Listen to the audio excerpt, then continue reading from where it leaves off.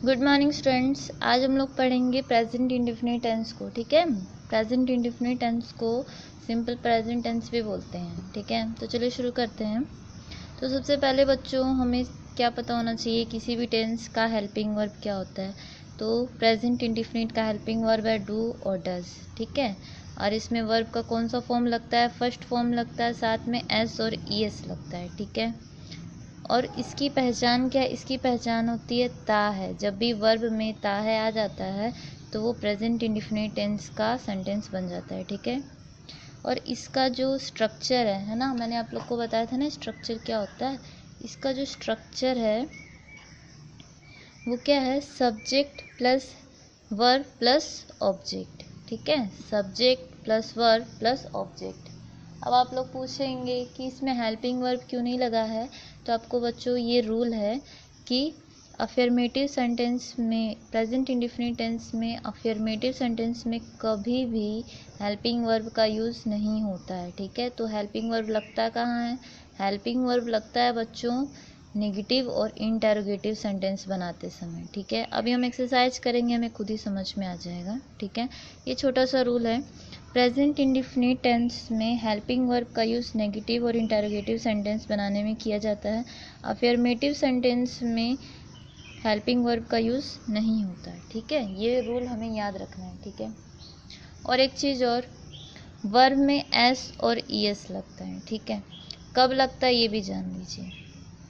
Verb में S और E S तब लगेगा जब सब्जेक्ट में ही, शी, इट या फिर कोई सिंगुलर नाउन, ठीक है, सिंगुलर नाउन आ जाए तो क्या लगेगा? वर्ब में एस या फिर ई एस लगेगा, बस तभी लगेगा। ठीक है, अब हम ज़रा ये देख लेते हैं कि डू और डज का प्रयोग किस किस प्रोनाउन के साथ होता है। तो बच्चों डू का प्रयोग प्लूरल चीज़ के लिए और डज का प्रयोग सिंगुलर चीज़ के लिए होता है। डू का प्रयोग होता है आई, वी, यू, दे और प्लूरल सब्जेक्ट के साथ। ठीक है, डज का यूज़ होता है ही, शी, इट और सिंगुलर सब्जेक्ट के साथ। ठीक है, तो इतनी बातें अब हमें याद हो गई हैं। अब चलिए हम अपना एक्सरसाइज बना लेते हैं।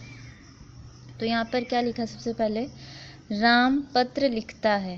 राम पत्र लिखता है, तो बताइए, पहले आप मुझे बता दीजिए सेंटेंस कैसा है।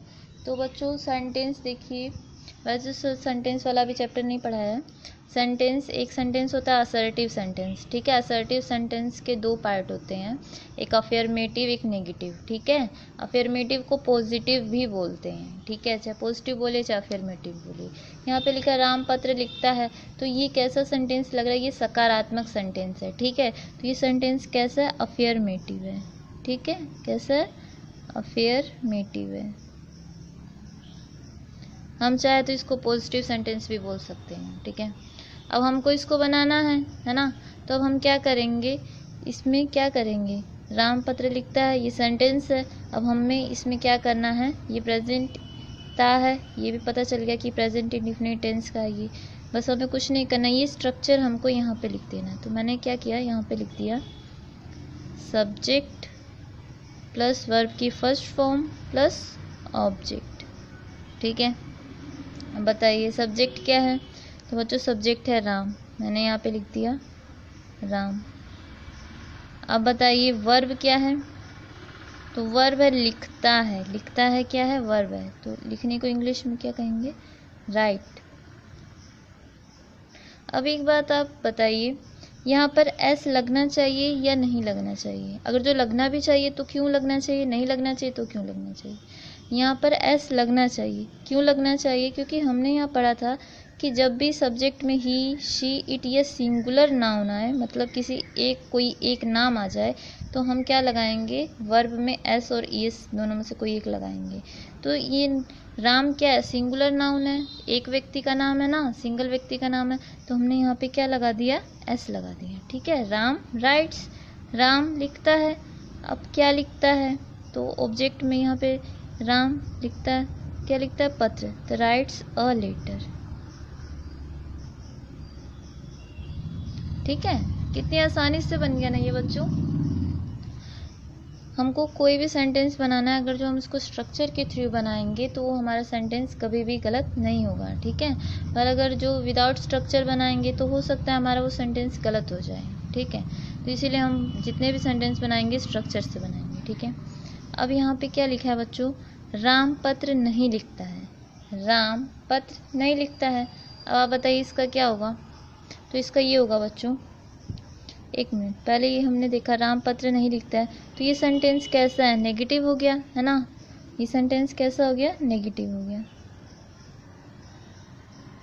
अब नेगेटिव सेंटेंस का स्ट्रक्चर क्या होता है, तो नेगेटिव सेंटेंस का बच्चों स्ट्रक्चर आप लोग ये देखेंगे, subject plus helping verb plus not plus verb की फर्स्ट फॉर्म प्लस ऑब्जेक्ट, ठीक है।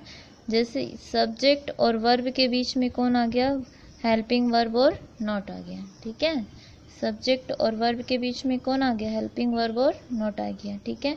हमें मालूम है कि जब भी नेगेटिव और इंटरोगेटिव सेंटेंस बनाएंगे तभी क्या होगा, हेल्पिंग वर्ब का प्रयोग होगा। तो बस अब लिख लेते हैं, सब्जेक्ट क्या है, राम है, मैंने यहाँ राम लिख लिया। अब राम के साथ कौन सा हेल्पिंग वर्ब लगेगा डू और डज में से, तो हमें मालूम है कि राम के साथ जो है डज लगेगा। डज क्यों लगेगा, क्योंकि सिंगुलर नाउन के साथ हम किसका यूज करते हैं, डज का यूज करते हैं। तो राम डज, नॉट के नीचे नॉट, वर्ब क्या लिखता है, तो मैंने यहाँ पे लगा दिया राइट। ऑब्जेक्ट क्या है, अ लेटर।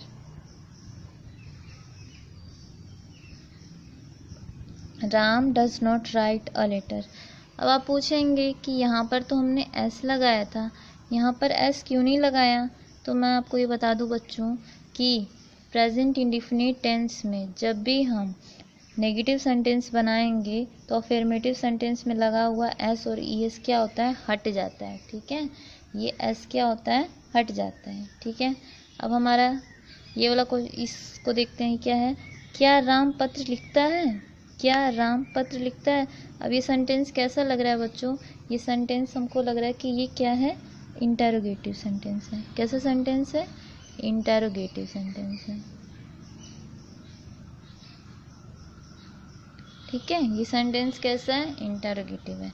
तो अब हमें इंटरोगेटिव सेंटेंस का भी स्ट्रक्चर मालूम होना चाहिए। इंटरोगेटिव सेंटेंस का स्ट्रक्चर बहुत इजी है, बस ये जो हेल्पिंग वर्ब है ना ये पहले नंबर पे आ जाती है और सब्जेक्ट दूसरे नंबर पे चला जाता है, बाकी सब वैसे ही रहता है। तो ये जो हेल्पिंग वर्ब है इसको पहले लिख लेते हैं, फिर सब्जेक्ट को, ठीक है। हेल्पिंग वर्ब पहले नंबर पे आ जाती है, सब्जेक्ट दूसरे नंबर पे आ जाता है। तो हेल्पिंग वर्ब पहले, सब्जेक्ट दूसरे नंबर पे, फिर आ जाएगा वर्ब, फिर आ जाएगा ऑब्जेक्ट। बस ये स्ट्रक्चर बन गया। आप इसके थ्रू इसको बहुत आसानी से बना सकते हैं। यहाँ पे हेल्पिंग वर्ब क्या थी, डज, मैंने यहाँ पे लिख दिया डज। सब्जेक्ट क्या है, राम। वर्ब क्या है, राइट। ऑब्जेक्ट क्या है, a letter. Does Ram write a letter, क्या राम पत्र लिखता है। तो इस तरह से हमने बच्चों एक ही सेंटेंस को अफर्मेटिव, नेगेटिव और इंटरोगेटिव में चेंज किया, वो भी बहुत आसानी से, किसके थ्रू, स्ट्रक्चर के थ्रू, ठीक है। आप लोग चाहें तो बिना स्ट्रक्चर के बना सकते हैं, पर ऐसा होता है बच्चों कि जो बच्चे बिना स्ट्रक्चर के बनाते हैं उनका गलत भी हो जाता है, ठीक है। चलिए एक और एग्जाम्पल देख लेते हैं इसका।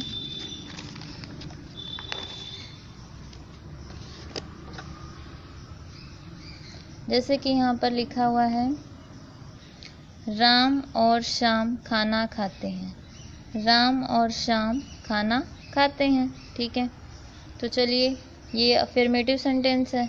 अफर्मेटिव सेंटेंस का मैंने यहाँ स्ट्रक्चर लगा दिया, subject plus verb plus object.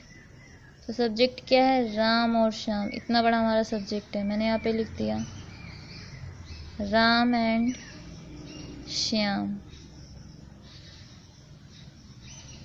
ठीक है, राम एंड श्याम। वर्ब क्या है बच्चों, अब बताइए वर्ब इसमें क्या है, खाना, सॉरी खाते हैं, ये क्या है, वर्ब है। तो खाने को क्या बोलते हैं? ईट बोलते हैं। अब आप ही बताइए, यहाँ ईट में एस लगना चाहिए? लगना चाहिए तो क्यों? नहीं भी लगना चाहिए तो भी क्यों?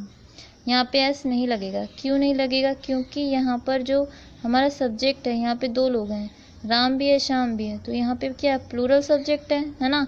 तो प्लूरल नाउन के लिए हम कभी भी एस नहीं लगाएंगे, ठीक है। Ram and Shyam eat, Ram and Shyam खाते हैं, क्या खाते हैं? खाना।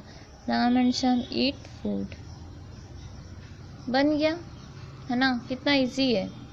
ऐसे इसको नेगेटिव बनाएंगे तो नेगेटिव सेंटेंस का स्ट्रक्चर लगाएंगे, subject plus helping verb plus not plus verb की फर्स्ट फॉर्म प्लस ऑब्जेक्ट। अब सब्जेक्ट क्या है? हमें पता है राम एंड श्याम है, राम एंड श्याम, ये इतना बड़ा हमारा सब्जेक्ट है, ठीक है। इसमें बताइए हेल्पिंग वर्ब क्या लगना चाहिए? तो हमें मालूम है कि जो सब्जेक्ट प्लूरल होता है तो प्लूरल चीज़ के लिए किसका यूज़ होता है? डू का यूज़ होता है। डू। नॉट। वर्ब क्या है? खाते हैं तो ईट। ऑब्जेक्ट क्या है? Food. Ram and Shyam do not eat food. Ram और श्याम खाना नहीं खाते हैं, ठीक है। ये कितनी आसानी से बन गया ना बच्चों। हमको बस क्या याद रखना है कि हेल्पिंग वर्ब का यूज़ कब और कैसे होता है और किस किस प्रोनाउन के साथ साथ होता है, ठीक है। ये बात आप लोग हमेशा याद रखेंगे कि जब भी प्लूरल सब्जेक्ट होता है, ठीक है, जब भी प्लूरल सब्जेक्ट होता है तो डू का यूज़ होगा, ठीक है। आगे है, क्या राम और श्याम खाना खाते हैं? अब देखिए ये सेंटेंस कैसा, ये सेंटेंस है इंटरोगेटिव, ठीक है। क्या राम और श्याम खाना खाते हैं? तो ये प्रश्नवाचक शब्द है ना। तो इसको बनाने के लिए हम क्या करेंगे? इसका जो स्ट्रक्चर है वो इस तरह होता है, हेल्पिंग वर्ब पहले आ जाता है और सब्जेक्ट दूसरे नंबर पे आ जाता है। तो helping verb plus subject, not तो नहीं लगेगा, वर्ब की फर्स्ट फॉर्म प्लस ऑब्जेक्ट। अब बना लेते हैं। हेल्पिंग वर्ब क्या लगेगा? डू, ठीक है। सब्जेक्ट क्या है? राम और श्याम है, तो राम एंड श्याम। अब वर्ब क्या लगेगी? खाते हैं, ईट। ऑब्जेक्ट क्या है? Food. Do Ram and Shyam eat food? क्या राम और श्याम खाना खाते हैं? तो हमने क्या देखा बच्चों कि स्ट्रक्चर के थ्रू हमने इसे कितनी आसानी से बना लिया, है ना। तो हमको जो मैंने इसमें रूल बताया वो आपको याद रखने हैं। और ये भी वही रूल है कि वर्ब में एस और यस लगता है अफर्मेटिव सेंटेंस में, ठीक है, जब वर्ब में ही, शी, इट और सिंगुलर नाउन हो, ठीक है। और जब उसी का हम नेगेटिव इंटरोगेटिव बनाते हैं तो वो हट जाता है, ठीक है। तो आज के वीडियो में बस इतना ही।